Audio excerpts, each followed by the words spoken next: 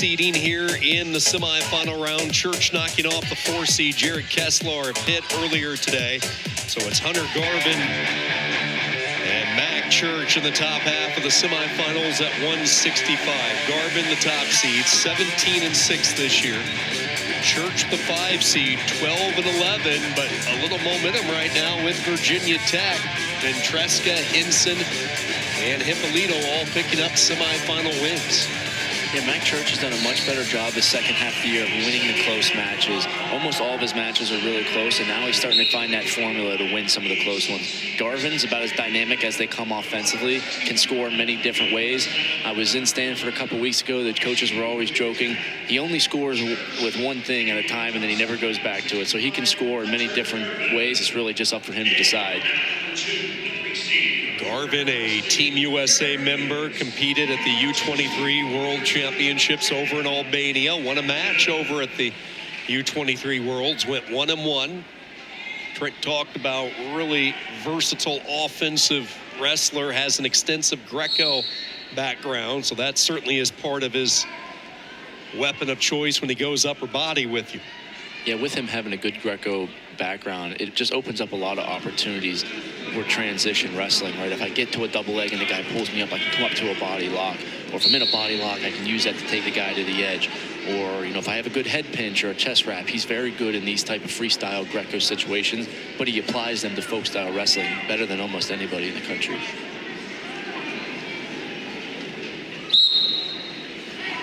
Stoppage here with 1:53 to go in the opening period. Garvin matched up with Mac Church, redshirt freshman. Church out of Waynesburg, Pennsylvania.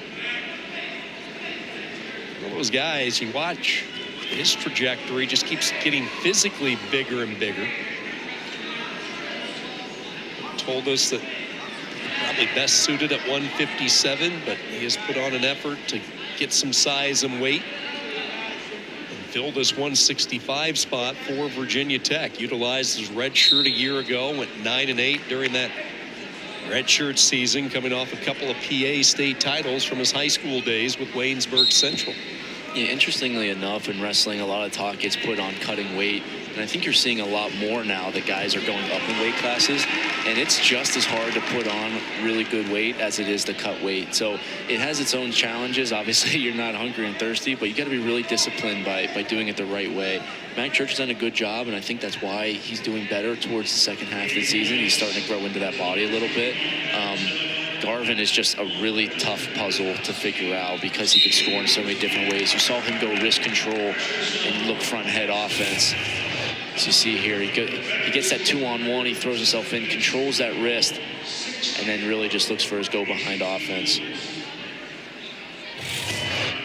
Hey, you talk to a lot of the wrestlers who are bumping up a weight. They say they can put the weight on, but then sustaining it is so darn tricky. Yeah, that's the hard part. You're used to, you're so hydrated and you're putting so much food in that you're losing so much in your workouts. It's like, wait, I didn't want to lose that much. It's like a totally different issue that they've never had before.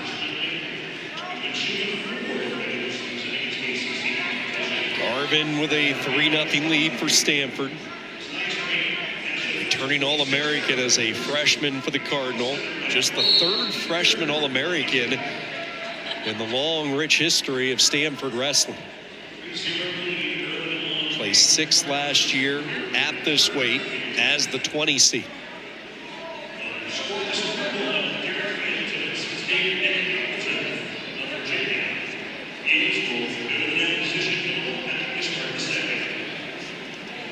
Final few moments off this first period clock, and a solid business-like approach from Hunter Garvin through 3 minutes. Yeah, good ability for Garvin to be patient and wait for his opportunity to open up. He got his takedown. He built up his riding time to over a minute, sets himself up going into the second period. We're going to get a little bit of blood time, Mac Church, I believe. Interesting path for Garvin, who grew up in the Midwest, in fact, in Hawkeye country, Iowa City West. Grew up in Iowa City, Iowa. Thought originally that it actually might be Iowa State and UNI, the other 2 big wrestling programs from that state. He really wasn't thinking Staford too much, but boy, he took a visit He said it all clicked really quickly, called it one of the best experiences that he ever had. And man, he made it official that he was packing his suitcase and heading west. At Staford, with the development last year, and we talked about the All-American showing. What a freshman year it was. Yeah, it sure is. And you talk about Staford, what a beautiful campus, what an awesome school. And to have them in the ACC, it just adds so much more excitement. Going back to Garvin's All-American run, probably kind of not something that people really expected, but he has a ton of confidence in himself, and that's such a big thing going into the national tournament. Is, do you believe that you can win? Do you believe you have the skills to win big matches? And Garvin's someone that certainly has that.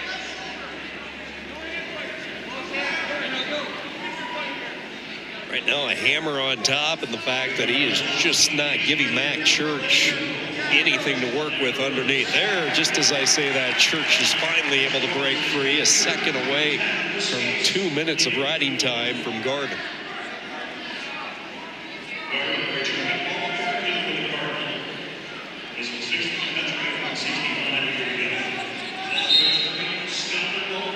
Church got popped in the eye. Going back to Garvin's roots in Iowa, won 3 state titles in high school. One of Iowa's top ranked seniors coming out of the state. Go back to some of the bigger names. Alex Thompson, who chose Nebraska back in 2018. Good work here by Garvin once again. Spiraling him down for 3. Man, you see some of that technique that he does, and we say he's dynamic, right? Off of Church's attack, he gets to his 2-on-1.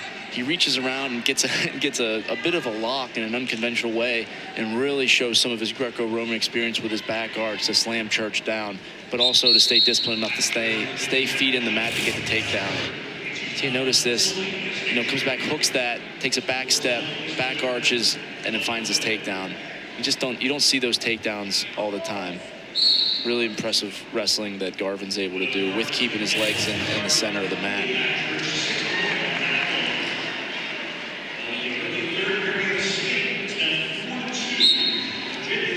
All Hunter Garvin so far in this second period. 15 seconds to go. Tough treading right now for Church underneath. Garvin in a good position to ride him out. That's what he is going to do. Over 2.5 minutes of riding time, and now Garvin's choice as he goes underneath. Yeah, definitely, if you're Garvin, you want to get out right away and get back to your feet and work some of those offensive attacks. You're up 6-1. Get a quick escape, go up 7-1, start trying to chase down bonus points if you can. Church, he's gotten you twice in neutral. If you can commit to a right on top as he cuts him away. And for Church, you got to look for some offense. And that last takedown that he gave up, he kind of shot into his legs from space. It's going to have to be more than one shot. Maybe a fake, put him underneath, try to chase corner, or a misdirection. Something to throw Garvin off.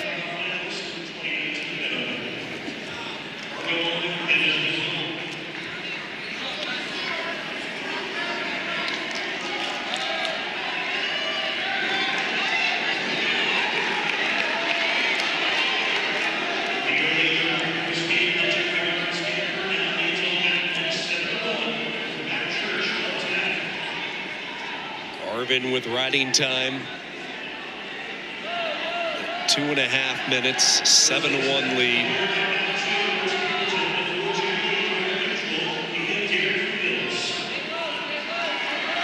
Cruising his way here in the center of the mat. This is one of those weight classes where the defending ACC champion is back from Virginia, Nick Hamilton.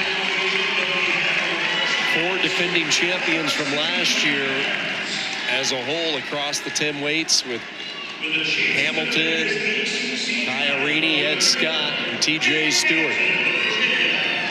The defending champion, opportunity to defend his title. Nick Hamilton just won over on Mat 2, 4-2 over Derek Fields. So it certainly appears we are heading for a Hamilton-Garvin Sunday night championship here in the ACC. Stall on red. That's on Church, his first stall call. Working off that 2-on-1.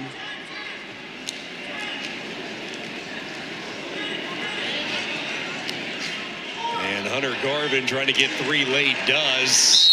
And that will be it with the riding time as well. A bonus point for the Cardinal. 11-1 with the riding time. Hunter Garvin into the finals tonight, where he will take on and try to knock off the defending champ Nick Hamilton.